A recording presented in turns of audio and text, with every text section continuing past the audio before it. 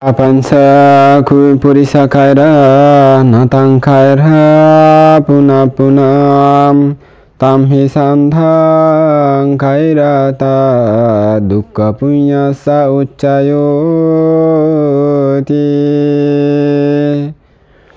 আমি প্রথমে সেই তথাগত অর্হৎ সম্মুখ সম্বুদ্ধকে বন্দনা নিবেদন করছি।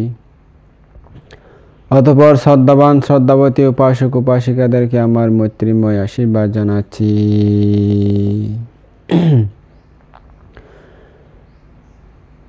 শ্রদ্ধাবান উপাসক উপাসিকাগণ, ভগবান বুদ্ধ শ্রাবস্তিতে বাস করেছিলেন। 19 বছর অনাথবিনী শেষ্ঠিত জেতবন বিহারে আর 6 বছর বিশাখারণ্যিত পূর্বারাম বিহারে। শ্রাবস্তিবাসীর জীবন ধন্য হয়েছিল। তাদের জীবন সকালে বিকালে সন্ধ্যায় ধর্ম পুণ্য করতে করতে, ধর্মদেশনা শুনতে শুনতে তাদের জীবন দ্বারা ধর্ম পুণ্যময় হয়ে গিয়েছিল। তাই সেখানকার বাসিন্দাদের 7 কোটি মানুষের মধ্যে 5 কোটি হয়েছিল আর্য শ্রাবক, অর্থাৎ কেউ শ্রোতাপত্তি লাভী, কেউ সকিতাগামী লাভী, কেউ অনাগামী লাভী, কেউ অরহত্ত ফল লাভী। আর 2 কোটির মধ্যে অনেক বেশি শ্রদ্ধাবান এবং মধ্য শ্রদ্ধাবান এবং নিম্ন শ্রদ্ধাবান এবং কিছু কিছু মানুষ অশ্রদ্ধাবান ছিল, কিন্তু বেশিরভাগ মানুষ ছিল ধার্মিক। তাদের জীবন অনেক সুখের ছিল। 2500 বছর আগেকার কথা, অর্থাৎ বুদ্ধের সমকালের কথা, যখন ভগবান বুদ্ধ শ্রাবস্তিতে অবস্থান করছিলেন। শ্রাবস্তির কোনো এক গ্রামে বাস করতেন এক পরিবার। পরিবারের কর্তার নাম সুমন ও তার সহধর্মিণী সুজাম্পতি। তারা দুজনে সংসার পেতেছে। তাদের সংসারে কয়েক বছর পরে আলোকিত করে 2টি সন্তান জন্ম হলো। বড় সন্তানটি নাম রাখলেন সত্যব্রত, আর ছোটটি ছিল মেয়ে, তার নাম রাখলেন সাধনা। সাধনার জন্মের কিছুকাল পরেই গৃহবতী সুমন মৃত্যুর কোলে ঢলে পড়লেন। স্বামীর মৃত্যুতে সুজাম্পতি আধার দেখলেন। তিনি অবশ্য ভেঙে পড়লেন না, কারণ সত্য ও সাধনাকে তার মানুষ করতে হবে। স্বামী স্ত্রী দুজনে মিলে যে বোঝা বহন করতেন, তা এখন একলাই তাকে বহন করতে হবে। এটুকু শুধু ডিফারেন্স। কি আর করার, কর্মের অদৃষ্টে যা ছিল তা তো ভোগ করতেই হবে। ছেলে মেয়েকে মানুষ করতে করতে তাদের বয়স অনেক হলো। 10-12 বছর পরে সত্যব্রত সাধনা অনেকটা বড় হয়ে গেছে, কৈশোরে পা দিয়েছে। কিন্তু দুর্ভাগ্য যে এ বছর হতে সুজাম্পতি দেবী মহা রোগাক্রান্ত হয়েছেন, কঠিন রোগাক্রান্ত।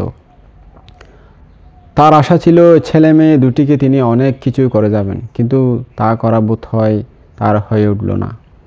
সব বুঝে তিনি সত্যব্রত সাধনাকে ডেকে তার রোগশয্যার পাশে বসিয়ে বললেন, মনি আমার, সংসার দুঃখময়, মানব মরণশীল। আমি এ যাত্রা হয়তো আর বেঁচে নাও উঠতে পারি। তোদের হয়তো এবার চিরতরে ছেড়েই চলে যাব। চিন্তা নেই, আমার অভাবে শোকে দুঃখে তোরা 2 ভাই বোন উভয়ে ভেঙে না পড়ে আমার অসম্পূর্ণ কর্তব্য পালন করে যাবি। তোদের ছন্ন ছাড়া জীবন দেখলে আমি স্বর্গেও যে শান্তি পাব না। এ কথা কয়টি বলতে সুজাম্পতির আঁখি অশ্রুপূর্ণ হয়ে এলো।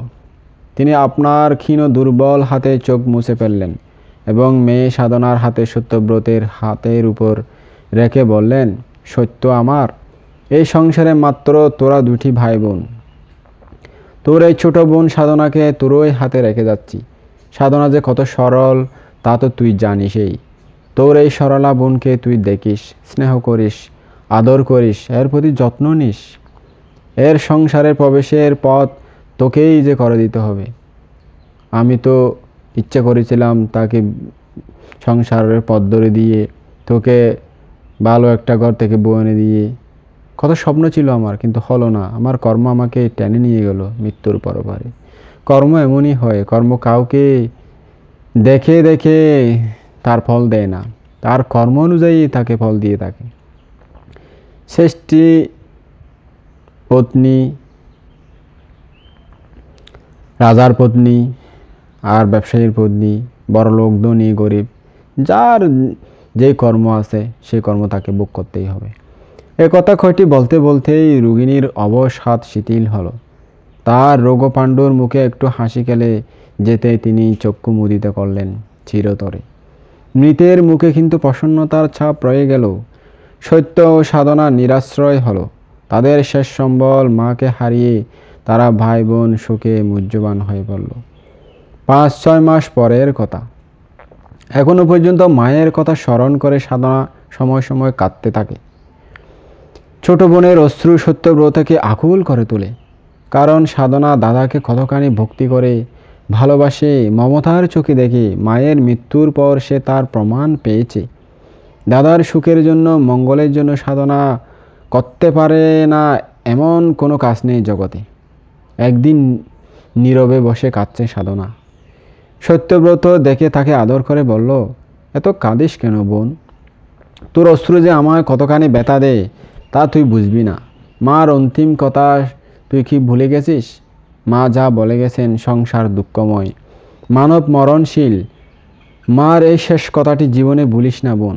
এতেই ভাবি হৃদয়ে বল, মনে সাহস। সুখ দুঃখের মধ্যে দিয়ে দুই ভাই বোন খুব ভালোভাবেই দিন কেটে যাচ্ছিল তাদের। সত্যব্রত তার সরলমতি বোনকে সংসারের কাজে ও কথায় ভুলিয়ে রাখতে চায়। অবশ্য তার এই চেষ্টা অনেকাংশে সফলও হয়েছে। সে নিজে কিন্তু ভুলে থাকতে পারে না বোনের বিবাহের কথা। সাধনার সংসার প্রবেশের পথ তাকেই যে করে দিতে হবে। অবশ্য সত্যব্রত নিজেও বিয়ের উপযুক্ত হয়েছে, তবুও সে নিজের জন্য বিন্দুমাত্রও ভাবে না। সে কেবল বোনকে একজন সৎ পাত্রের হাতে অর্পণ করতে পারলেই যে বেঁচে যায়। মায়ের অনুরোধ রক্ষা করা হয়ে যাবে তার। এই হেতু সে সাধনার অজ্ঞাত সারেই তার উপযুক্ত বরের অনুসন্ধানেই রত হয়েছে। এই বিষয়ে কিন্তু সাধনার বেশি দিন অজ্ঞাত রইল না। অর্থাৎ সাধনা জেনে ফেলল যে তার দাদা তার বোনকে বিয়ে দেওয়ার জন্য তড়িঘড়ি করে সুদর্শন কোনো যুবক খুঁজতেছে। সে একদিন সত্যব্রতকে জিজ্ঞেস করল, দাদা, আমি কি তোমার খুবই বোঝা হয়ে গেছি? সত্যব্রত সবিস্ময়ে জিজ্ঞেস করলো, কেন বোন? আজ হঠাৎ এ প্রশ্ন কেন? আমার কোন লক্ষণে প্রকাশ পাচ্ছে যে আমি তোমায় বোঝা মনে করছি? নয়তো কি তোমার সব কিছুতে ব্যস্ততা, নতুবা আমায় তাড়িয়ে তোমার কাজ ছাড়া করবার এত প্রচেষ্টা কেন দাদা? সত্যব্রত বুঝতে পেরে বলল, ওহো তাই? এত তাড়ন নয় বোন, এই যে মায়ের অন্তিম আদেশ রক্ষা করা, এই যে তোর সুরক্ষার ব্যবস্থা করা বোন। মা মৃত্যুর সময় বলে গেছেন, তোর সব দায়িত্ব আমার কাছে দিয়ে গেছেন। আমি মায়ের সেই মৃত্যুর আগের বার্তাগুলো মনে করে তোকে সুন্দর একটা সুদর্শন সৎপাত্রের হাতে অর্পণ করতে পারলে আমার দায়িত্ব পালন সুন্দরভাবে হয়ে যাবে।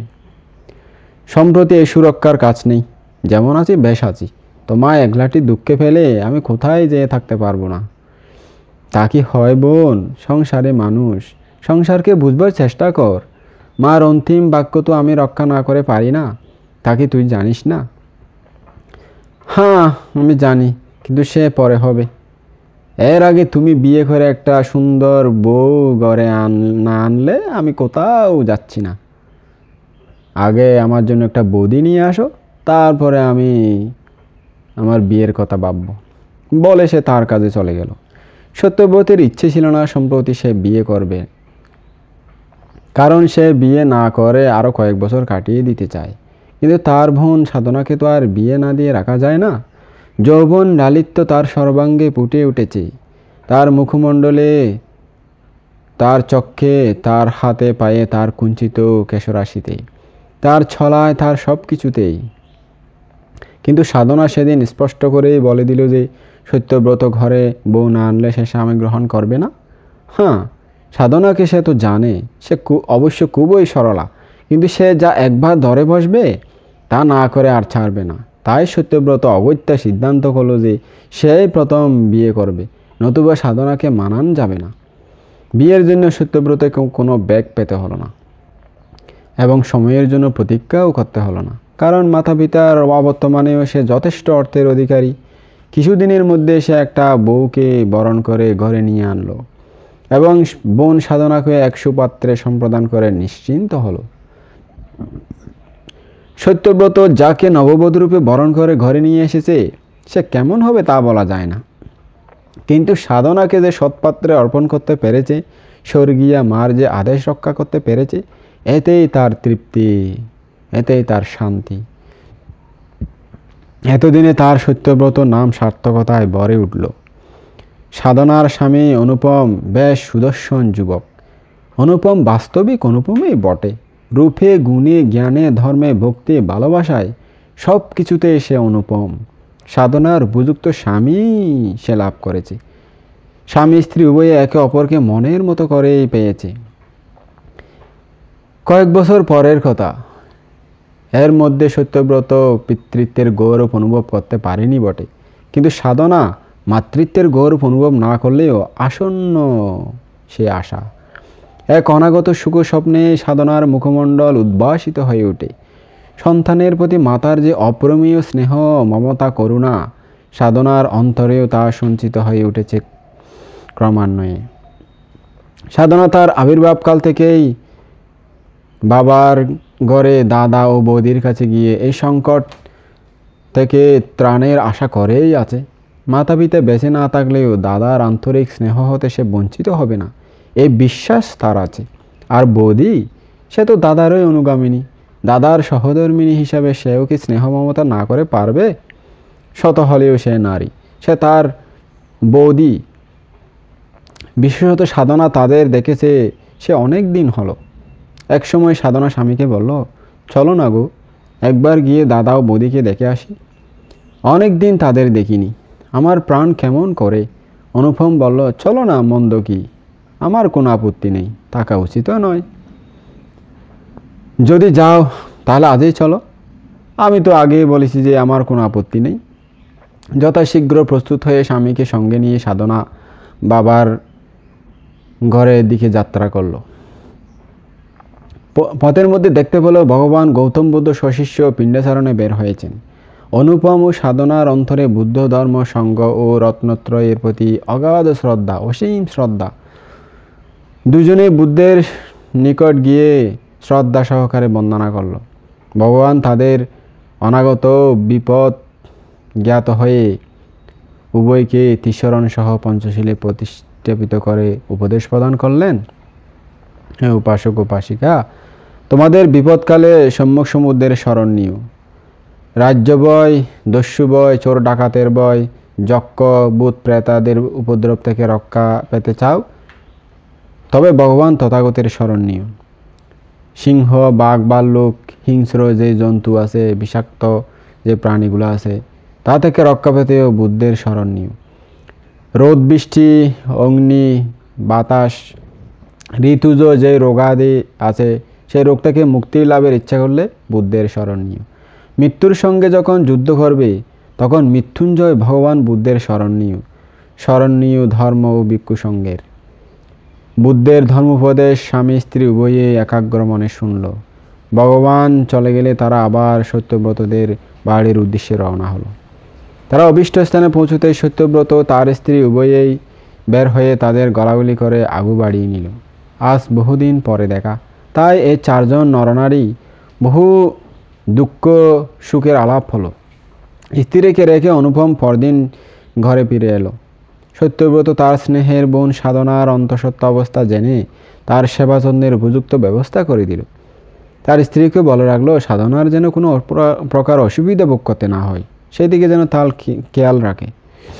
বৌদি ননদিনীর সকল প্রকার সেবা পরিচর্যার দিকে বিশেষ দৃষ্টি দিয়েছে। স্নান, খাওয়া দাওয়া, পড়া, প্রত্যেক বিষয়ে বৌদির দৃষ্টি না পড়লে তা যেন সুচারুরূপে সম্পাদিত হয় না। বহুদিন পর তারা পরস্পরকে নিবিড়ভাবে পেয়ে মনের মতো মিলনের সুযোগ পেল এবং এই মিলনের ফলে তাদের মধ্যে সখিত্বের সৃষ্টি হলো। অর্থাৎ একে অন্যের কাছে তাদের ব্যক্তিগত বিষয় অনেক কিছু শেয়ার করে, সুখ দুঃখের কথা শেয়ার করে, ভালো মন্দ বিষয়ে আলোচনা করে। দিনের পর রাত, রাতের পর দিন চলে যায়, কিন্তু এই সখ্যতার মধ্যেও সাধনার প্রতি বৌদির কেমন যেন একটা মানসিক দূরত্বের সৃষ্টি হয়। এর একমাত্র কারণ ননদিনীর অভিনব ধরনের গড়া মহামূল্যবান স্বর্ণালঙ্কার। সাধনার এই বিচিত্র স্বর্ণালঙ্কার বৌদির সুখ ও পথের কণ্টক হয়ে দাঁড়িয়েছে। না, তার নারী জীবনকে নিষ্ফলতায় পর্যবেসিত করতে বসেছে। আজীবন তার কোনো সন্তান না হোক, আজীবন সে মাতৃত্বের গৌরব থেকে বঞ্চিত থাকুক, ক্ষতি নেই, কিন্তু সাধনার মনোরম অলঙ্কার থেকে সে বঞ্চিত থাকবে, এটা তার জীবনে কোনো দিন সহ্য হবে না। স্ত্রী লোকেরা সাধারণত নিত্য নতুন অলঙ্কার পরতে অধিক ভালোবাসে। ভোগ ঐশ্বর্যে ডুবে থাকলেও অলঙ্কার যদি এক পদ কম হয় অথবা বৈচিত্র্যহীন হয়, সৌন্দর্যহীন হয়, আপডেট মডেল না হয়, তাহলে তাদের জীবন যেন বৃথা হয়ে গেল। অলঙ্কারের প্রাচুর্যে তাদের তৃপ্তি মিটে না, যত পায় তত চায়। এমনকি মনের মতো করে অলঙ্কার পরতে পেলে কোনো কোনো নারী পুত্রশোকও যেন বলতে পারে। এরূপ দৃষ্টান্তও দেখা যায়। হ্যাঁ, বর্তমানেও আলিশান জীবনযাপন করতে করতে তাদের এই ছেলে মেয়ে পালন করা, ছেলে মেয়ের মা হওয়া, এগুলো তাদের একদম বিরক্তিকর হয়ে গেছে। আমি একটা নিউজে দেখেছিলাম, জাপানে এখন বিয়ে করতে চায় না, অর্থাৎ ছেলে মেয়ে এগুলো নিতে চায় না, তাই জাপানে প্রচুর পরিমাণে জনসংখ্যা কমে যাচ্ছে, অনেক বেশি পরিমাণে কমে যাচ্ছে। এখন এই বিষয় নিয়ে জাপান সরকার চিন্তিত।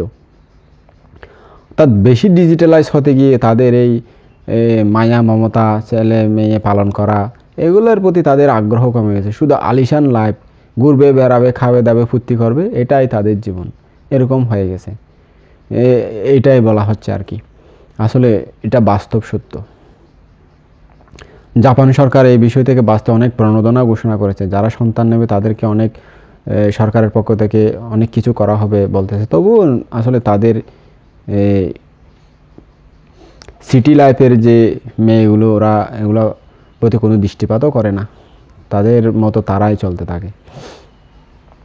যাক, বৌদির অলঙ্কারের অভাব না থাকলেও সাধনার হাতে দেখা নতুন ধরনের অলঙ্কার পাওয়ার বলবতী ইচ্ছে তাকে পেয়ে বসল। তার সে অতৃপ্ত বাসনা এমন প্রবলভাবে বৃদ্ধি পেল যে তার পক্ষে তা অসহনীয় হয়ে উঠল। কিছুদিন থেকে এই দুরাকাঙ্ক্ষার বিস্ময় জ্বালার মধ্যে দিয়ে তার দিন অতীত হতে লাগলো। তার পূর্বে সে শান্তি নেই, সে স্বাচ্ছন্দ্য নেই, সে উৎসাহ নেই। আছে কেবল সুরহারা, ছন্দহীন, ভাবশূন্য, ব্যথা বারাক্রান্ত দুঃসহ জীবন। স্বামী সত্যব্রতের অর্থে তেমন কোনো অভাব নেই। স্ত্রী ইচ্ছে করলে স্বামীকে বলে এ ধরনের অলঙ্কার অনায়াসে বানিয়ে নিতে পারত, কিন্তু সে চায় না, চায় সাধনার এই অলঙ্কার। আজ তার মোটেই ভালো লাগছে না দিনকাল। সত্যব্রত প্রতিদিনের মতো আজ সকালেও কাজে চলে গেছে, দুপুরে অবশ্য খেতে আসবে। তার বের হওয়ার পরপরেই তার স্ত্রী শুয়ে পড়েছে। সাধনা পূর্ব হতে লক্ষ্য করে আসছে বৌদির বিমর্ষ ভাব। আজ কিন্তু তাকে শয্যা নিতে দেখে এ কারণ জানতে চেয়েছিল সে। নরম গরম প্রত্যুত্তর পেয়ে ব্যথিত চিত্তে সে ফিরে এলো। দুপুরে সত্যব্রত খেতে এলো। স্ত্রী দেখা না পেয়ে সাধনাকে জিজ্ঞেস করে জানতে পারল সে কি জানি কেন শুয়ে আছে। সত্যব্রত খেয়ে উঠে শোবার ঘরে গিয়ে স্ত্রী সত্যিই শুয়ে আছে দেখতে পেল।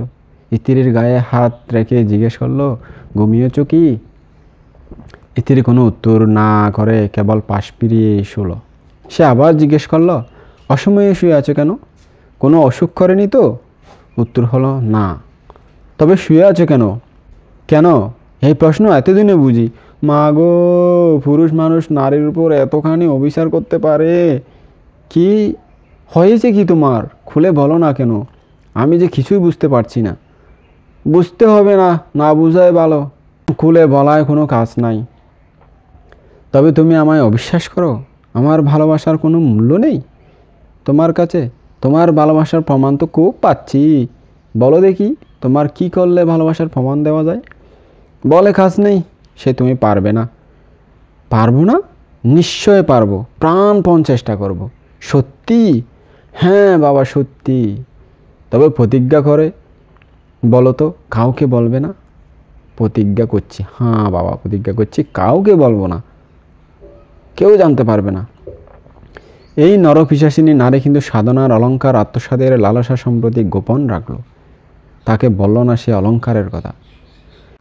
এই অলঙ্কার সে পেতে চায় স্থায়ীভাবে। তা করতে হলে সাধনাকে এই পৃথিবী থেকে চিরতরে সরিয়ে দিতে হবে। এই দুর্বুদ্ধি এঁটে সে বলল, আমি সাধনার হৃৎপিণ্ড চাই, অর্থাৎ কলিজা চাই। হয় বাসনা পূর্ণ করো, না হয় আমি আত্মহত্যা করে মারা যাব। সত্যব্রত স্ত্রীর মুখে এমন নিষ্ঠুর লোমহর্ষকর কথা শুনে শিহরে উঠল। বিস্ময়ে বিস্ফারিত হলো চক্ষু, কপালে বাস পড়ল চিন্তার, চোখে অন্ধকার দেখতে লাগলো। স্বামীর অবস্থা দেখে পত্নী বলল, এই তো আমি কি বলিনি সে তোমার দ্বারা হবে না? সত্যব্রত একটু প্রকৃতিস্থ হয়ে বলল, হ্যাঁ ঠিকই বলেছ গো, হবে না এ কাজ আমার দ্বারা। আমি বাই হয়ে ছোট বোনকে হত্যা করা অসম্ভব, তা হবে না। জানতে পারি তোমার এমন নির্মম দুর্বাসনার কারণ কি? দুর্বাসনার কারণ? দুর্বাসনা আমি বুঝি না, আমি বুঝি শুধু কারণ, কিন্তু সে কারণ পরে হবে। আগে বলো, সাধনাকে হত্যা করে তার হৃৎপিণ্ড দিয়ে আমায় বাঁচাতে চাও কি না? সত্যব্রত আবার শিউরে উঠল। স্ত্রীর রাক্ষসী মূর্তির দিকে চেয়ে সে প্রমাদ গুনল। তার মুখ হয়ে গেল ফ্যাকাশে। বলল গাঢ় স্বরে, বাঁচাতে? হ্যাঁ, তোমায় বাঁচাতে চাই, কিন্তু আমার একমাত্র স্নেহের বোন সাধনার হৃৎপিণ্ড দিয়ে নয়, আর যা দিয়ে পারি তোমায় বাঁচাতে চেষ্টা করব, প্রাণপণ চেষ্টা করব। তোমার কি হয়েছে বলো, একটু স্থির হও, চিন্তা করে দেখো। তুমি কি বলছো মনে হয় তুমি বুঝতে পারছো না? তুমি কি পাগল হয়ে গেছো? পাগল? কে পাগল? আমি? না, আমি ঠিকই আছি। বলো তোমার প্রতিশ্রুতি তুমি রক্ষা করতে পারবে কি না? না, আমার দ্বারাই প্রতিশ্রুতি রক্ষা হবে না। এই প্রতিশ্রুতি আমার দ্বারাই কোনো দিন সম্ভব নয়। সেই প্রতিশ্রুতি এমন নিদারুণ নয়। সে যে আমার একমাত্র স্নেহময়ী বোন, সে যে আমার স্নেহের, আমার মায়ের দান। মৃত্যুর আগে যে আমার আমাকে তুলে দিয়েছিলেন আমার হাতে, আমাকেই তাকে রক্ষা করতে হবে। আমি তাকে কিভাবে সর্বনাশ করব? সে যে তোমার প্রিয় সখী ননদিনী, সে যে পরের স্ত্রী, সে যে অন্তঃসত্ত্বা, সে একজন অনাগত সন্তানের মা, আমার মরণ পথযাত্রী মায়ের দান। না না, তোমার এই দারুণ পাপবাসনা আমি পূর্ণ করতে পারবো না। ভাই হয়ে বোনের হত্যাকারী শাস্তি আমি পারবো না। এসব কথা বলতে বলতে সত্যব্রতের চোখ অশ্রুসিক্ত হলো। স্ত্রী বুক কুঞ্চিত করে তীব্র দৃষ্টিতে চেয়ে বলল, পারবে না? তবে কি তুমি আমার মৃত্যুই কামনা করো? আমি কারো মৃত্যু কামনা করি না। তুমি স্বেচ্ছায় যদি মৃত্যুকে ডেকে আনো, আমি কি করতে পারি বলো? স্বামীর একথায় স্ত্রী রুখে উঠে বলল, নিষ্ঠুর পাষাণ, এ বুঝি আমার প্রতি তোমার ভালোবাসা? এই ছাই ভালোবাসা আমি চাই না। যাও এখান থেকে, চলে যাও এখনই। আমার পাশে আসবে না, আর আমার সাথে কোনো কথাও বলবে না। আমার পথ আমি দেখব কি করতে হবে। তবে মনে রেখো, আমার এই মৃত্যুর জন্য একমাত্র দায়ী তুমি। এই বলে সে পাশে ফিরে শুয়ে পড়ল। স্ত্রীর এই জঘন্য ব্যবহারে সত্যব্রত সত্যিই ব্যথিত হলো। সে কিছুক্ষণ পাবাভিমানী পত্নীর দিকে চেয়ে থেকে চকিতে বেরিয়ে গেল। রাত্রে খাবারের সময় সে বাড়ি ফিরল। বোন সাধনা তাকে ভাত দিয়ে জিজ্ঞেস করলো, বৌদির আজ কী হয়েছে দাদা? কদিন থেকে তাকে বিমনা দেখাচ্ছে, আজ কিন্তু সকাল থেকে একেবারে শয্যা নিয়েছে। আমি তাকে অনেক অনুনয় করলেও কিছুই বলল না। তাকে আজ তুলতেও পারলাম না, খাওয়াতেও পারলাম না। দাদা, বৌদি কি তোমায় কিছু বলল না? সত্যব্রত জানে সাধনা চিরকালই সরলা। সে এর কিছুই জানে না এবং বুঝেও না।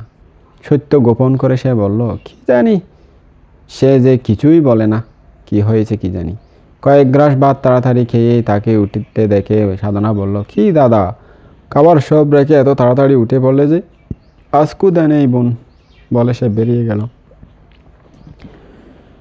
পত্নী প্রিয় ধরনের লোক সত্যব্রত, বউ পাগলা আর কি। যে কোনো প্রকার হোক, স্ত্রীর সন্তোষ বিধানের মাধ্যমে তার কর্তব্যের মর্যাদাকে সে অক্ষুণ্ণ রাখতে চায়। কিন্তু এমন বিপদে সত্যব্রত আর কোনোদিন পড়েনি। তার ব্যথা ভারাক্রান্ত মন আসন্ন বিপদের শঙ্কা দোলায় দোলায়মান। একদিকে প্রিয় পত্নীর জীবনাশঙ্কা, অন্যদিকে আদরের স্নেহশীলা বোনের হত্যা শঙ্কা, এই দুই আশঙ্কা সে কিংকর্তব্য বিমূঢ় হয়ে পড়ল। আবার সত্যব্রত ভাবে, না, সাধনার জন্য আমার শান্তি প্রসবন পত্নীকে আত্মহত্যা করতে দিয়ে আমি শান্তিহারা হতে পারবো না। সেই যে আমার শান্তি, সেই যে আমার সুখ, সেই যে আমার আনন্দ, দুর্বহ হয়ে উঠবে আমার শান্তিহারা জীবন। আর সাধনা, সে তো অমর নয়। তার জন্য আমার প্রেম মন্দাকিনী কেন শুকিয়ে যাবে, কেন আত্মহত্যা করবে? সাধনা মরবে, আজ না মরে দুদিন পরে তো মরবে, তবে কেন তার জন্য আমার সুখ শান্তিকে চিরতরে নির্বাসন দেব? সাধনা রোগে না মরে আমার ছুরির আঘাতে মরবে, অন্যের হাতে না হয়ে, মৃত্যু না হয়ে আমার হাতেই মরবে, বাইয়ের হাতেই হত্যা হবে। এই তো বিশেষত্ব। এত ভাবলে কি আর চলে? দুপুর থেকে রাত্রি হলো, চারিদিকে ঝিমঝিম করছে। সত্যব্রত আস্তে আস্তে স্ত্রীর ঘরে গেল, দেখলো সে ঘুমোয়নি। পত্নীর অন্যটি বসল সহধর্মিনীর পাশে, গায়ে একখানা হাত রেখে বলল মৃদুস্বরে, প্রিয়ে, তোমার বাসনাই পূর্ণ করব, তুমি নিশ্চয়ই সুখী হতে পারবে। তুমি নিশ্চিন্ত হও, এবার সিদ্ধান্ত করেছি সাধনার জন্য তোমায় হারাতে পারবো না, তুমি আমার অমীয় নির্ঝরিণী। স্ত্রীর মুখমণ্ডল কপাট গাম্ভীর্যপূর্ণ, বলল ভ্রুকুচিত করে, হয়েছে, রাত দুপুরে আর নেকামি করতে হবে না, মিথ্যা প্রবোধে আমায় ভুলাতে পারবে না। এসেছ প্রশংসা বাক্যে আমার মন ভুলাতে। মিথ্যা প্রবোধ নয়, একান্ত সত্য। এর প্রমাণ পাবে কাল, দেখবে তার হৃৎপিণ্ড এনে তোমার হাতে তুলে দিচ্ছি। সত্যব্রত স্ত্রীর কিরূপ বশীভূত, কেমন আসক্তিপরায়ণ স্ত্রী তা ভালোরূপেই অবগত আছে। হ্যাঁ, প্রত্যেক স্ত্রী